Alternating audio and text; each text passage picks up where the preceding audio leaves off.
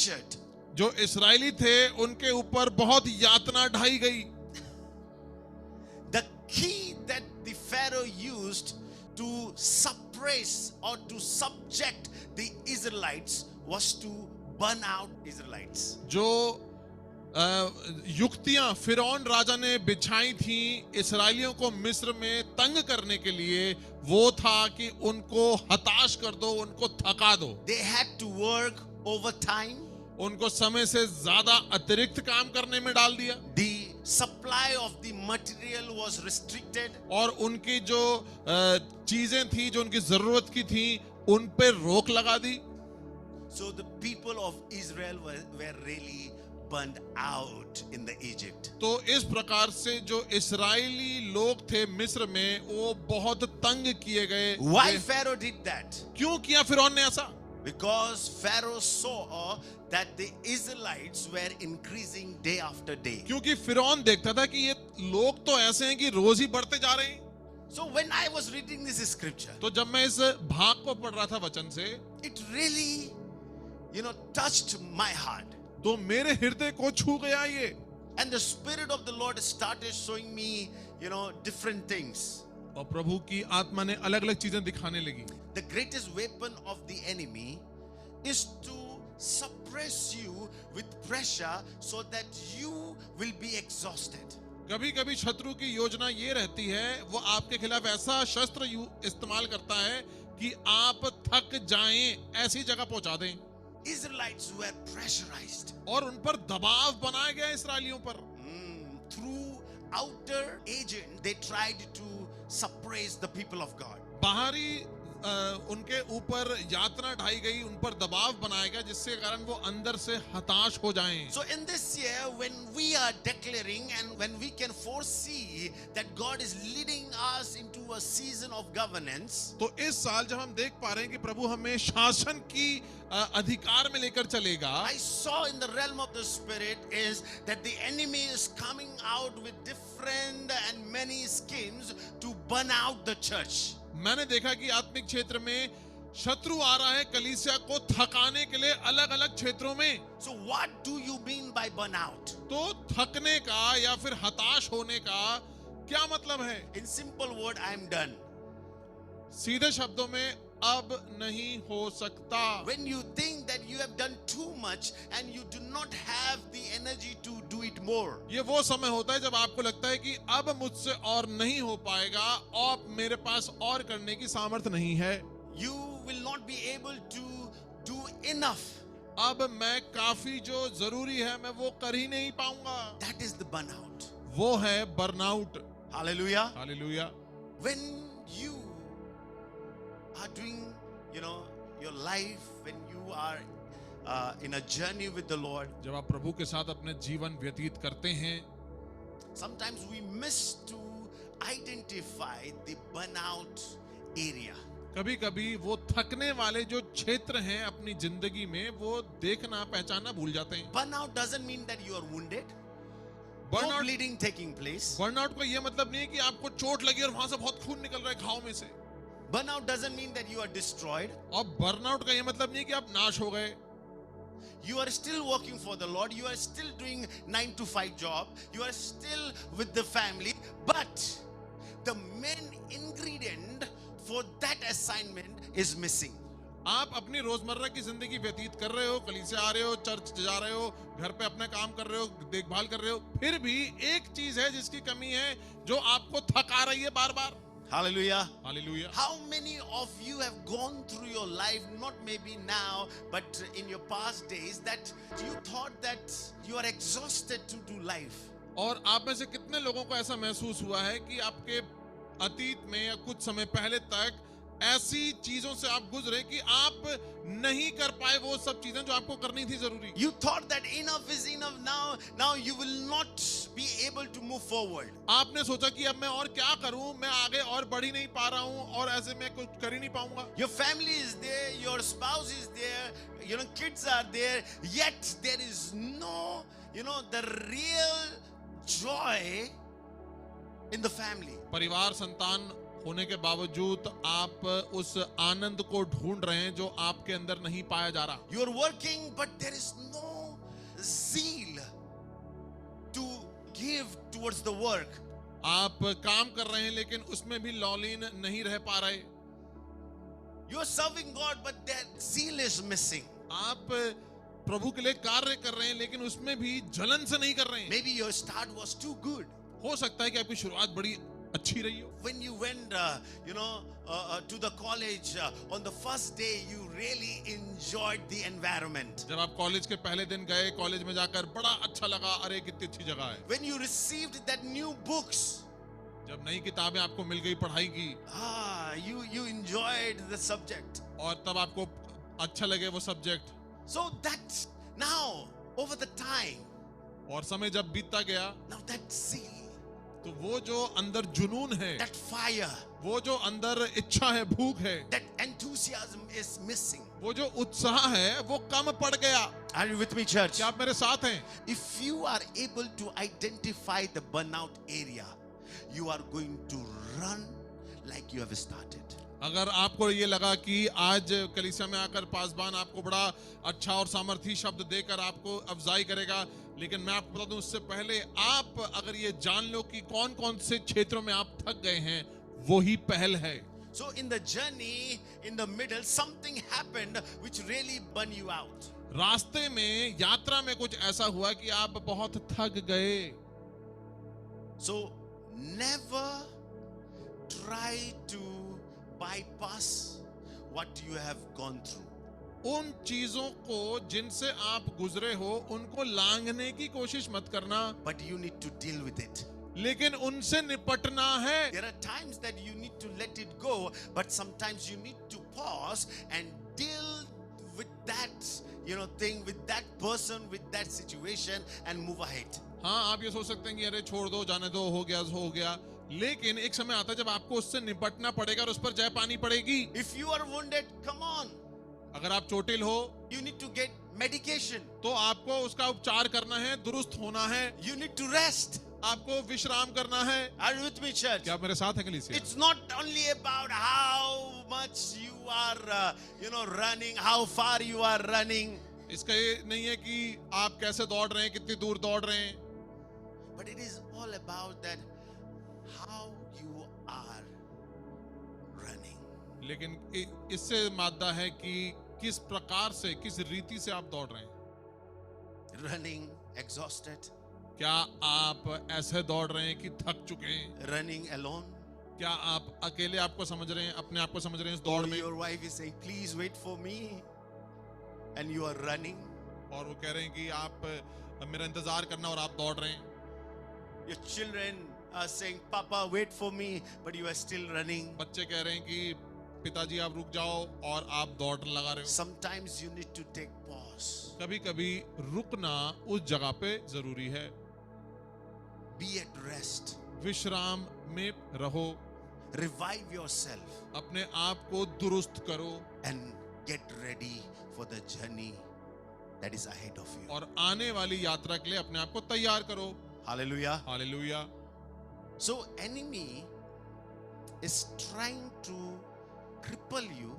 शत्रु जो है आपको कमजोर बना रहा He है। cannot stop you, वो रोक तो सकता नहीं आपको, but he can cripple you. लेकिन आपको कमजोर जरूर बना He सकता will है। try to drain you out. वो आपको थकाएगा इस रीति से, He will try bringing people in your life who will stop your speed. वो ऐसे लोगों को आपकी जिंदगी में लेकर आएगा जो आपकी जो गति है उसको धीमी कर देंगे। Amen. आमीन। So let us, discuss and find out what are the signs of being burnout. आइए हम चर्चा करते हैं और ढूंढते हैं वो चीजें जिनसे हम वाकई में थक जाते हैं। The elder son of Isaac was Esau, जो याकूब का जो बड़ा भाई था वो था ईसाऊ, and Jacob was the younger one. और याकूब जो था वो था छोटा भाई। These twins, they wrestled from the very day when they were in their mother's womb. ये जो जुड़वा भाई थे, ये पहले से ही अपनी माँ के गर्भ से युद्ध में थे। Long story short, they grew up. और जब वो बड़े हुए, One became the good hunter, और एक जो था वो बड़ा महान शिकारी बन गया, and one was a boy in the tent. और एक था जो कि तंबू में रहने वाला छोटा बालक था। Jacob was very dear to his mother. अपनी माँ का बड़ा चहेता था याकूब। Esau was father's favorite one. पिता का चहेता तो ईसाऊ था। Tell me, अगर घर में कोई काम करने वाला हो, उसे क्या बोलता है? जिम्मेदारी संभालता है ये। So Esau was a responsible son of the house. तो घर का एक जिम्मेदार बेटा था ईसाऊ। Coming with different, animals to cook for a meal. अब अलग अलग प्रकार के जानवरों को लेकर आता था ताकि घर में उनको पका सकें। But the Bible says one time he was totally exhausted. लेकिन बाइबल में लिखा है कि एक बारी ऐसा था जब वो पूरे तरीके से थक गया था। So Esau came from the jungle. तो ईसाऊ जब जंगल से आता है, He brought the food from the jungle. और वो जंगल से जानवर मार करके लेकर आता है But भोजन के लिए। Bible says he was exhausted and hungry. Bible कहती है कि वो पूरे तरीके से थक जाता है। He was trying to, he every morning when he used to go into the jungle, हर सुबह जब वो जंगल में जाता था शिकार के लिए, back of the mind he has this thought that today I will hunt a bigger animal and I will impress my father. और उसको हमेशा ये चिंता लगी होती थी कि आज तो मैं बड़ा जानवर मारूंगा और अपने पिता को खुश कर दूंगा। At dinner, our table will be full of, kormas, niharis, and tandooris. और जब मैं घर जाऊंगा तो मेज बिछी होगी, अच्छा तंदूरी और निहारी और कोरमे से बिछी होगी। Back of the mind, his motive was to impress his father. अपने पिता को खुश करने की होड़ में रहता था ईसाऊ। But one day, लेकिन एक दिन ऐसा हुआ, day after day, doing the same thing, रोज बरोज वो वही चीज करता रह रहा है, he was exhausted. वो थक गया। Read that. Once when Jacob was cooking stew, Esau came in from the field and he was exhausted. So he was what? एक दिन याकूब भोजन के लिए कुछ दाल पका रहा था और ईसाऊ जंगल से थका हुआ आया। तब ईसाऊ ने याकूब से कहा, वह जो लाल वस्तु है उसी लाल वस्तु में से मुझे कुछ खिला, क्योंकि मैं थका हूं। Now Esau came.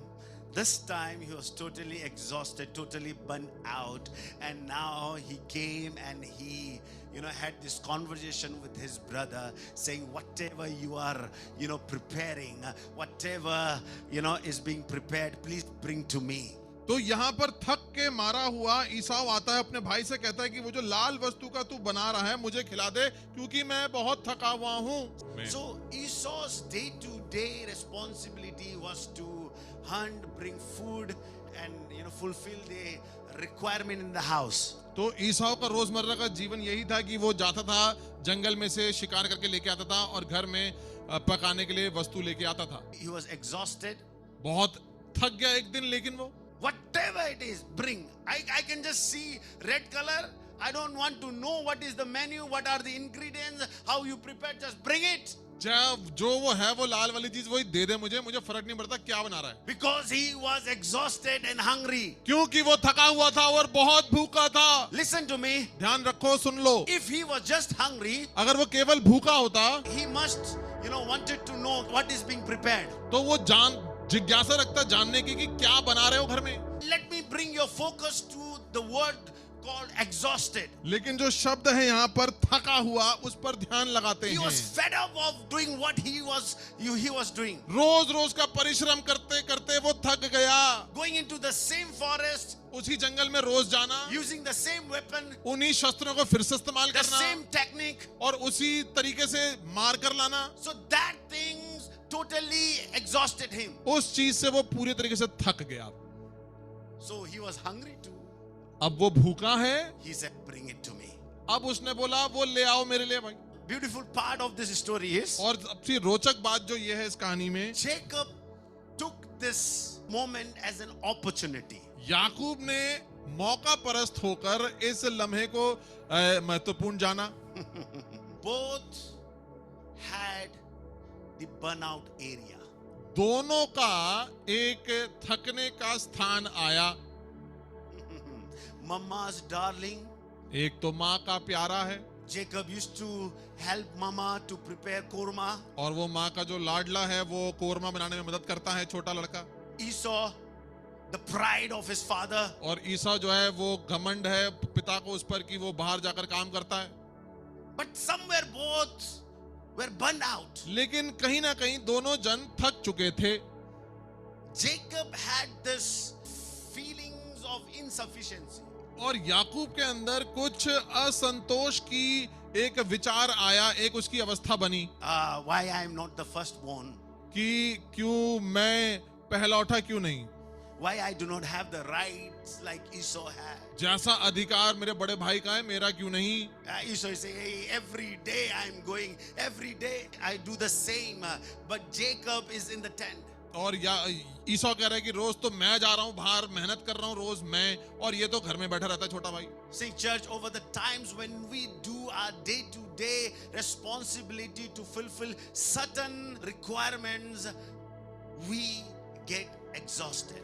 रोजमर्रा की जिंदगी के दायित्व पूरे करने के लिए हम कभी कभी थक जाते हैं। And you know, we fail to identify it. हम उनको पहचानने से चूक जाते हैं। We think that it is the part of the journey, let's embrace it. और हम उन थकावटों को गले लगा लेते हैं ये सोच करके ये तो यात्रा का हिस्सा है। But it is the most dangerous part that we ignore. लेकिन वो सबसे ज्यादा खतरनाक समय बन जाता है जो उससे हम चूक जाते हैं। In the book of Deuteronomy chapter number 20, if you read, you know, the Lord said it's time to battle. और व्यवस्था विवरण की पुस्तक में 20वें अध्याय में लिखा है, प्रभु ने बोला ये समय है युद्ध करने का। But the Lord said that, you know, instructed the man of God that if your men are fainted, do not bring them to the battlefield. प्रभु ने ये उनको आज्ञा दी कि अगर तुम्हारे जो सिपाही हैं, तुम्हारे जो जन हैं, अगर वे थके हुए हैं तो उनको युद्ध भूमि में मत लाना। If they are married, let them enjoy their married life. अगर वो विवाहित हैं तो उनको विवाह में जीने दो। Can you read that? Deuteronomy chapter number 20. व्यवस्था विवरण की पुस्तक उसका 20वां अध्याय। Yeah, maybe from verse number 2.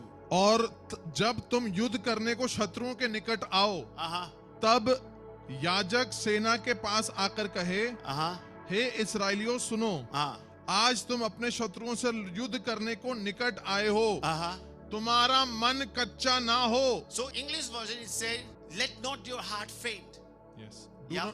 तुम मत डरो और ना थरथराओ और ना उनके सामने भय खाओ, क्योंकि तुम्हारा परमेश्वर यहोवा तुम्हारे शत्रुओं से युद्ध करने और तुम्हें बचाने के लिए तुम्हारे संग संग चलता है।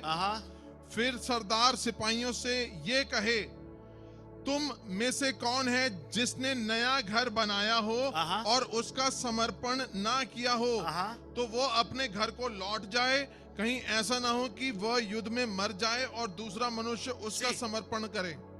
This is Lord saying, ये प्रभु कह रहा है that if you are building new house, please go do housewarming and enjoy your house. अगर आप नया घर बना रहे हैं तो आप घर में अपनी दुआ प्रार्थना करा के उसमें चालू कर दें। Next. और कौन है जिसके दाख की बारी लगाई हो, परंतु उसके फल ना खाए हो, वह भी अपने घर को लौट जाए, ऐसा ना हो कि वह संग्राम में मारा जाए। If you were working in the field, then please go enjoy your harvest. Don't come to the battlefield.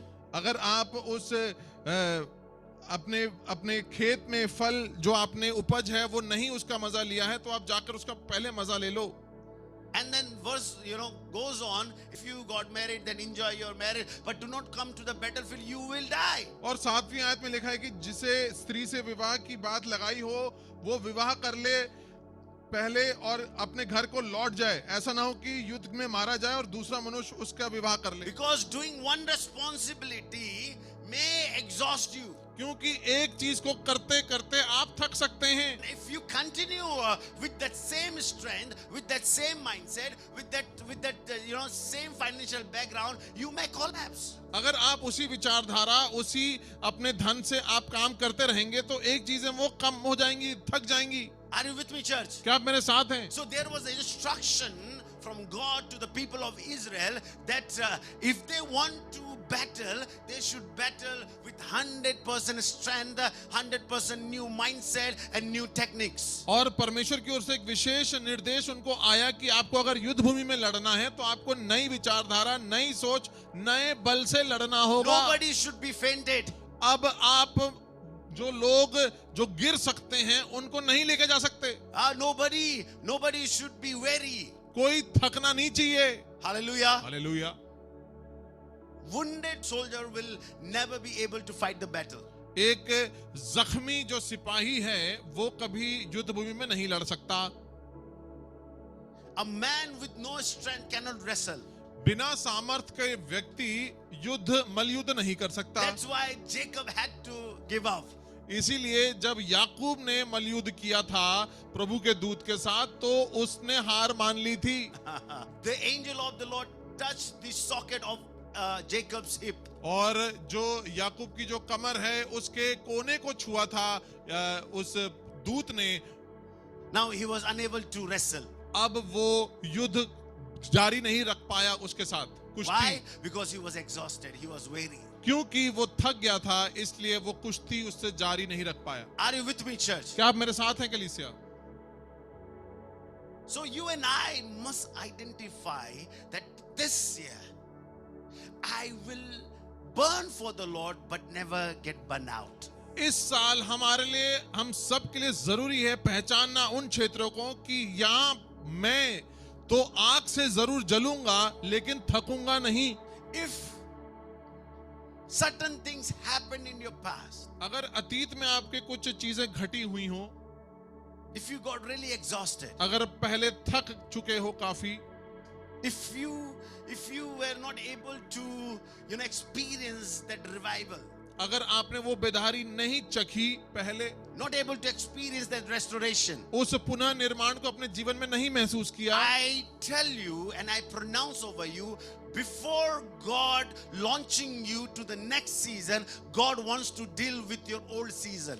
और इससे पहले कि परमेश्वर आपको नए मौसम में धकेले, परमेश्वर चाहता है कि अपने पुराने मौसम से निपट लो. The amount of excitement that you have for the new season, जो उत्साह आपको नए मौसम को लेकर है, is good.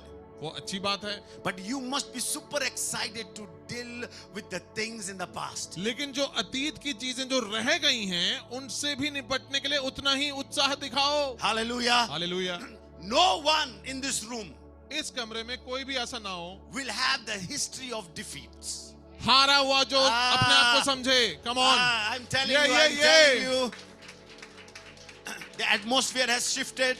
मैं बता दूं कि वातावरण बदल चुका So है. be very active. इसलिए सचेत रहना. I said there will be no records of your defeat in the past. मैंने कहा कि अतीत में आपकी कोई भी हार का लिखा हुआ कहीं नहीं होगा. Oh, you shall tell the stories to your children and their children that how God brought victory in your life. और आप अपने बच्चों को, अपने नाती पोतों को बताओगे कि कैसे परमेश्वर ने आपको बार बार विजय दी. When we are really exhausted, जब हम वाकई में बहुत थक जाते हैं, sometimes we just detach ourselves with our assignment or with the things that we have birthed. कभी कभी जो हम जिस जिम्मेदारी के लिए बुलाए गए हैं उससे अपने आप को दूर रख देते हैं. That's why some of you are not able to see your assignment being accomplished, being established. तभी आप अपनी जिम्मेदारियों को, कर्तव्यों को पूरा होता हुआ, स्थापित होता हुआ नहीं देख पाते. In fact, some of the prophecies are still not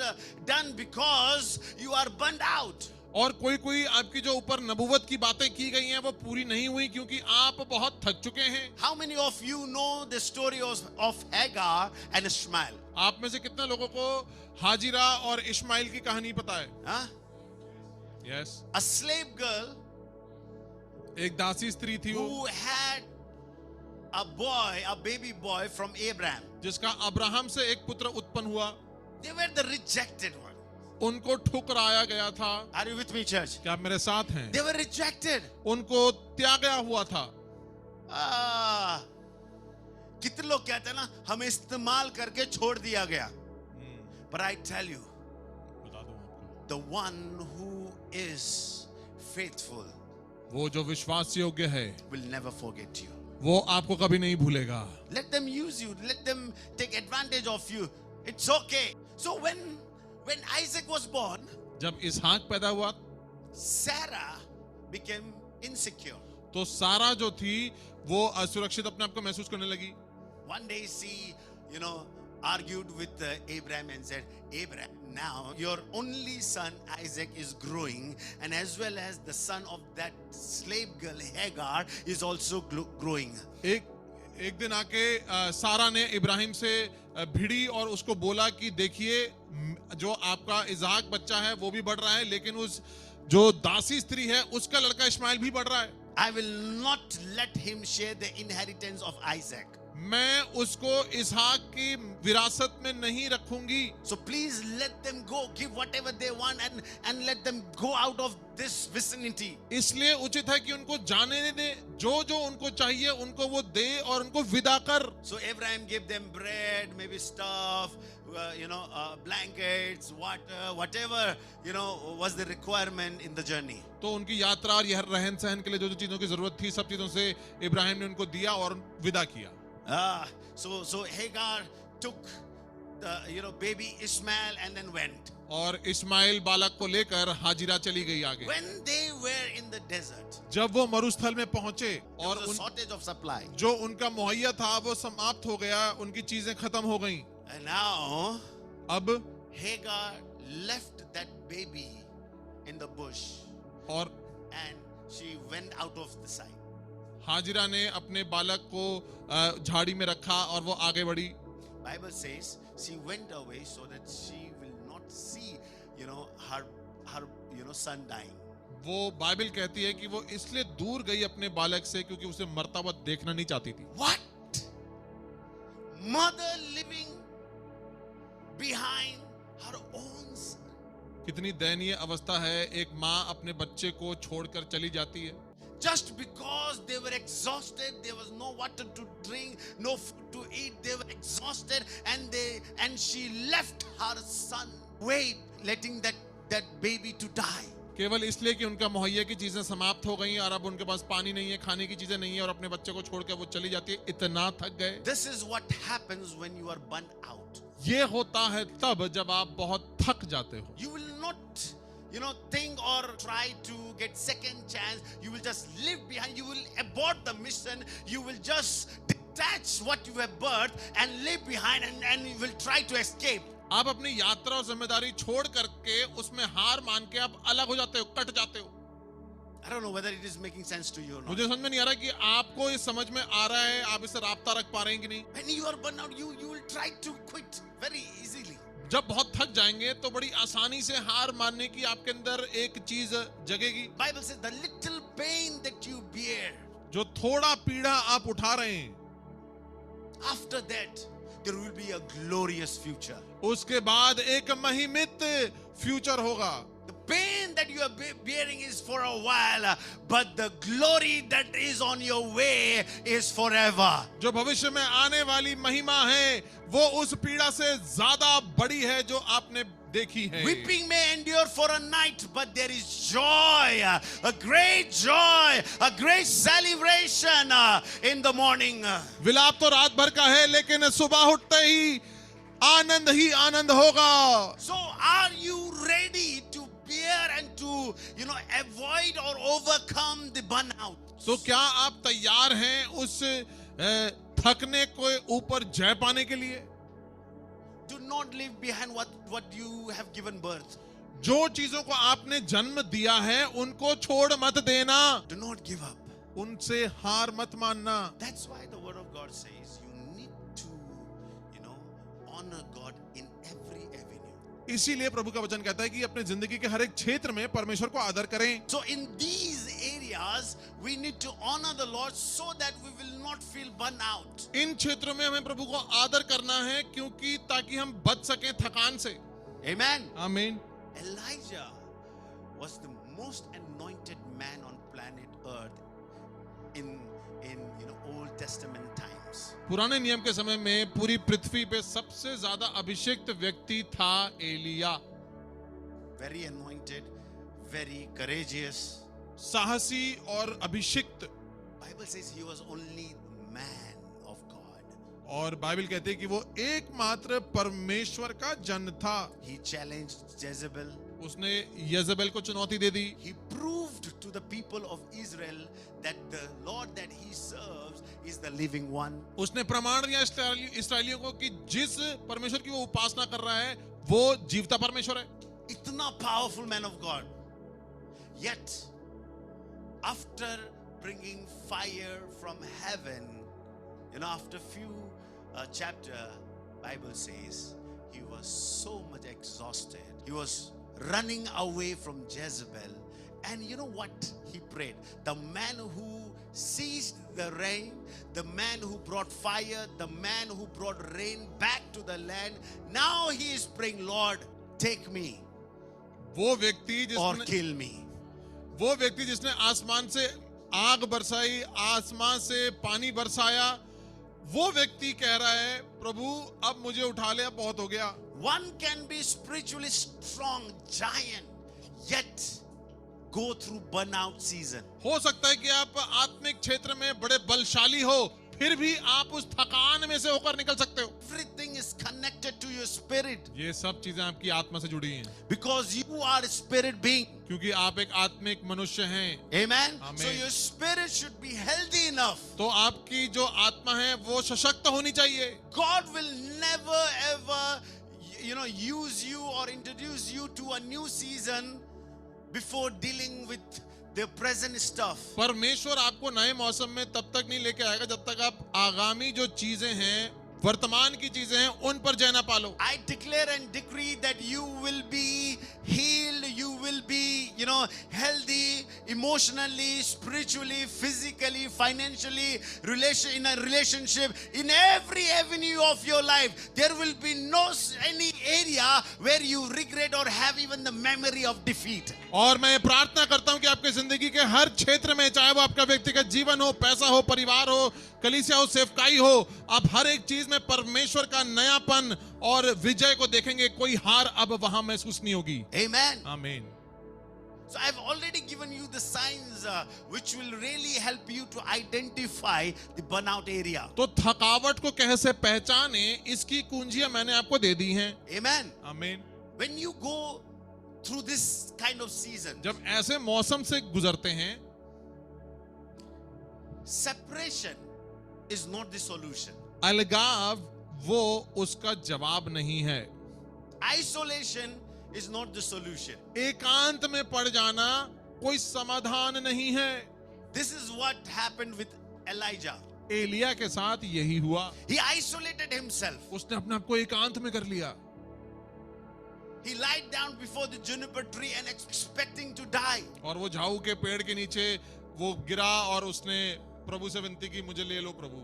Isolation is not the solution. एकांत में जाना समाधान नहीं है। You and I must come together. हमें एकजुट होना है। Find someone to whom you can trust and tell the issues that you are going through. ऐसे व्यक्ति को ढूंढ निकालो जिसको आप अपनी चिंताओं को जाहिर कर सकते हैं। The one who has the higher rank in the spiritual world. वो व्यक्ति जो आत्मा में आपसे ऊंचा है। Find the helper. उस सहायक को ढूंढ लें। So isolation is not the solution. तो एकांत में जाना समाधान नहीं है। Amen. आमीन। But come together in the house of the Lord where God will, heal you. तो आइए प्रभु के भवन में पाए जाएं, क्योंकि वहां पर प्रभु हमें चंगा करता है। Amen. Amen. In the house of the Lord you will find every solution. प्रभु के भवन में आपको सारी समस्या का समाधान I मिलेगा। said, in the house of the Lord you will find the solution. मैंने कहा प्रभु के भवन में आपको सारे समाधान मिलेंगे। Hallelujah. Hallelujah. I will not burn out and serve the Lord. मैं थक कर प्रभु की सेवा नहीं करूंगा, But I will serve the Lord with my best. लेकिन मैं अपनी सारी उत्तमता में प्रभु की सेवा करूंगा। You are not burn out employee. आप थके हुए दफ्तर में काम करने वाले नहीं हैं, But you are healthy, the strong employee. And when you go into your office, you will change the atmosphere. You will shift the atmosphere. And whatever project you do, you will give 100% and you will see 100% fruit.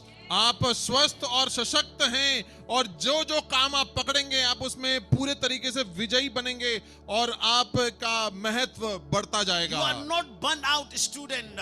See, governance is not only having dominion over the new thing नई चीजों के ऊपर अधिकार जमाना ही शासन नहीं है, or being successful into a new thing, नई चीजों में सफल होना ही शासन नहीं है, but governance also means having dominion over the defeated area.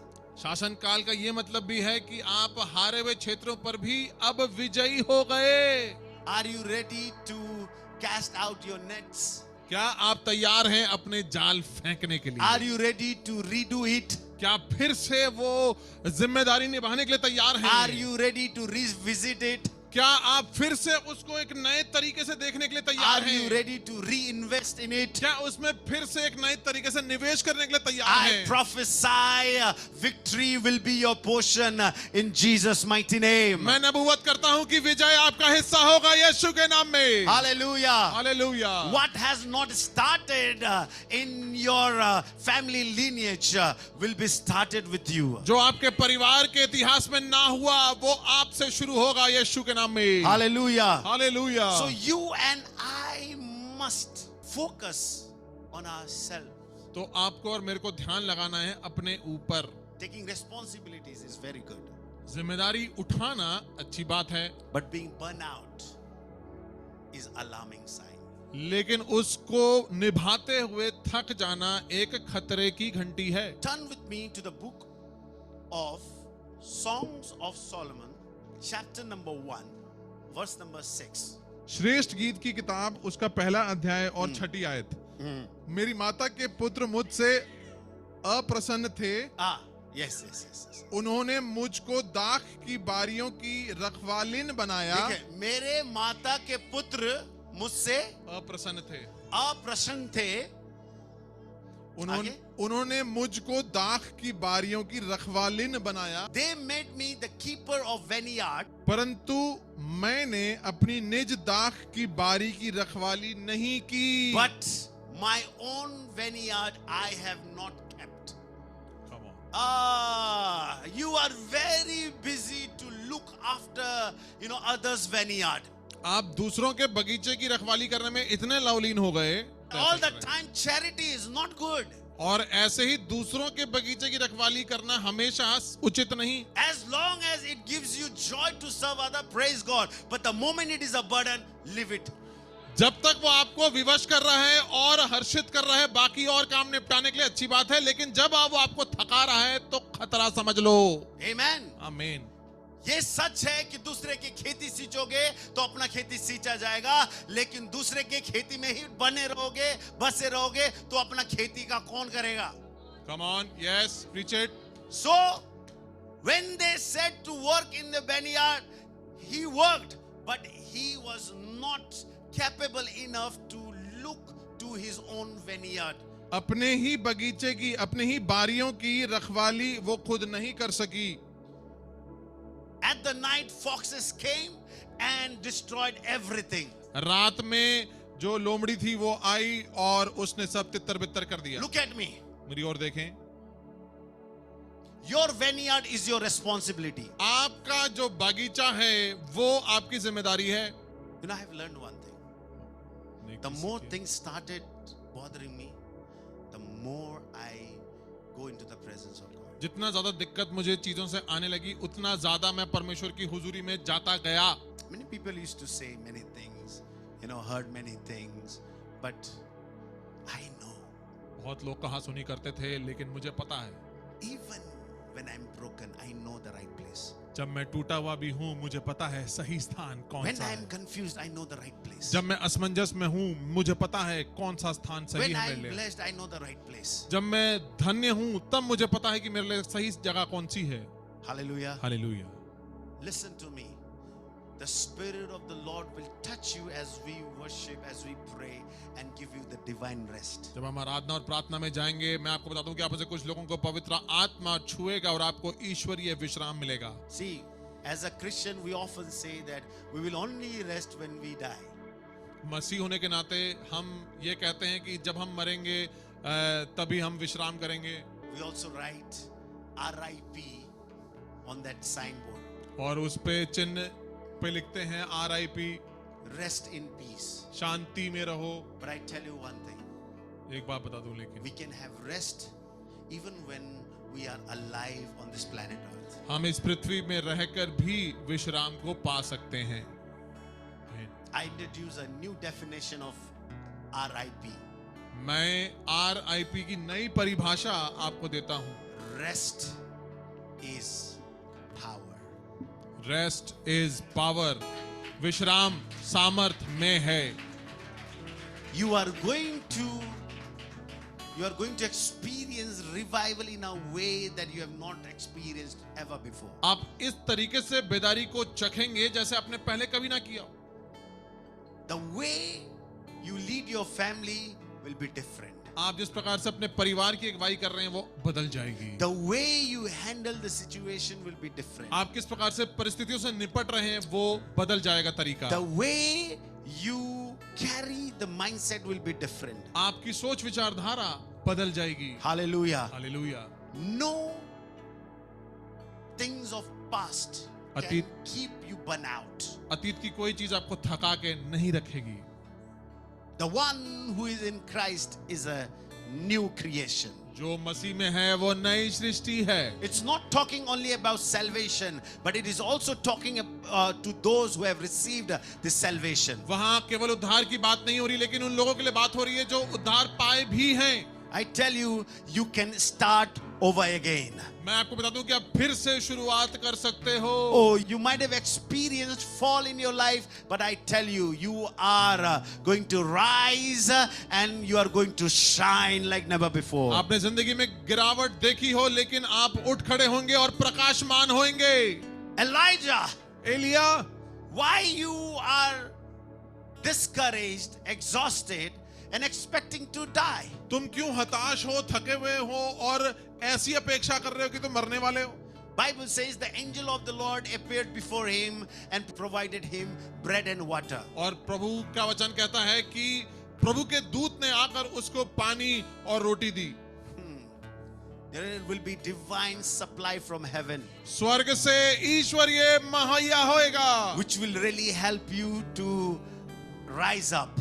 जो मदद करेगा आपको उठ खड़े होने की। Bible says बाइबल कहती है that this word is bread for us. कि ये वचन हमारे लिए रोटी है। Amen. आमीन। Elijah ate bread and water. Elia ने पानी को पिया, उस रोटी को खाया, Slept again. फिर से सो गया। अब अच्छी नींद आएगी। यस।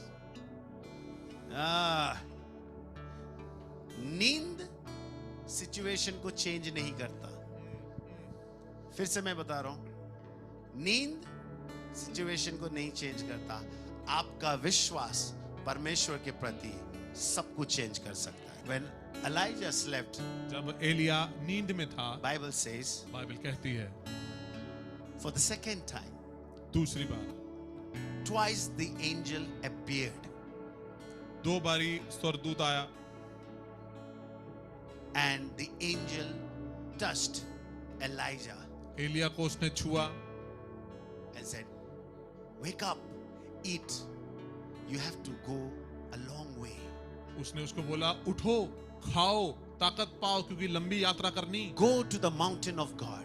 परमेश्वर के पर्वत पे जाओ।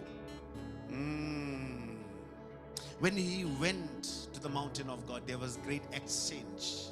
जब वो पर्वत पर गया प्रभु की, तो वहां पर एक ईश्वरीय लेन देन हुआ। Burnout is not your portion. थकावट आपका हिस्सा नहीं है। You are wonderfully, beautifully created by आपको God. सुंदरता और रहस्यमय तरीके से प्रभु ने बनाया है। Nobody can put off the zeal that you carry for the Lord. जो प्रभु के प्रति आपको जुनून है, उसको कोई हटा नहीं सकता। Nobody can drag you back. आपको कोई पीछे नहीं खींच सकता। You are anointed. आप अभिषिक्त हैं, You are deeply loved. आपसे बहुत प्रेम किया जाता है, Oh, you are God's own people. आप परमेश्वर की निज प्रजा हैं, The holy nation. एक पवित्र लोग The royal priesthood. और एक राजपदधारी याजकों का समाज। You are not abandoned one. आपको त्यागा नहीं गया, Oh, God has accepted you. परमेश्वर ने आपको ग्रहण किया है। Will you bring out that burnout things at the feet of Jesus? क्या आप वो थकी हुई चीजें प्रभु के समक्ष लेके आएंगे? Will you admit that yes, you were weak for the certain time? क्या आप ये अंगीकार करेंगे कि हाँ प्रभु, मैं कुछ समय तक मैं थका हुआ था? Will you honestly submit before the Lord? क्या आप ईमानदारी से प्रभु के प्रति समर्पित करेंगे अपने आप को? What is really triggering you? आपको क्या चीज वो करने में विवश कर रही है? What triggers your anger? What triggers your sadness? आपको हताश क्या चीज करती है? आपको गुस्सा क्या चीज दिला रही है? What triggers that depression, that वो- addiction? वो दुख और लत किस चीज के कारण आप पड़ रहे हो उसमें? Do not make friendship with that triggering points. उस चीजों से जो चालू कर रही हैं ये चीजें, उनसे दोस्ती मत कीजिए। You need to eliminate. आपको उन चीजों से नाता तोड़ना है। Hallelujah. Hallelujah. I know that this word is helping someone. मुझे पता है कि ये शब्द किसी ना किसी की मदद तो जरूर कर रहा है। Speak to Jesus. यीशु से बातचीत करें। In what area you really need that healing hand of the Lord? यीशु का चंगाकारी हाथ आपको जीवन के किन किन क्षेत्र में चाहिए, प्रभु को बताएं। Maybe there are some secrets in your heart that you have never revealed to anyone. हो सकता है कि आपके कुछ ऐसे रहस्य हों जीवन में जो आपने किसी को नहीं बताए, But the Lord is ready to hear your cry. लेकिन आपकी पुकार को सुनने के लिए प्रभु तैयार है। When Hagar left that boy to die, जब हाजिरा ने अपने पुत्र को छोड़ दिया मरने के Bible लिए, says the Lord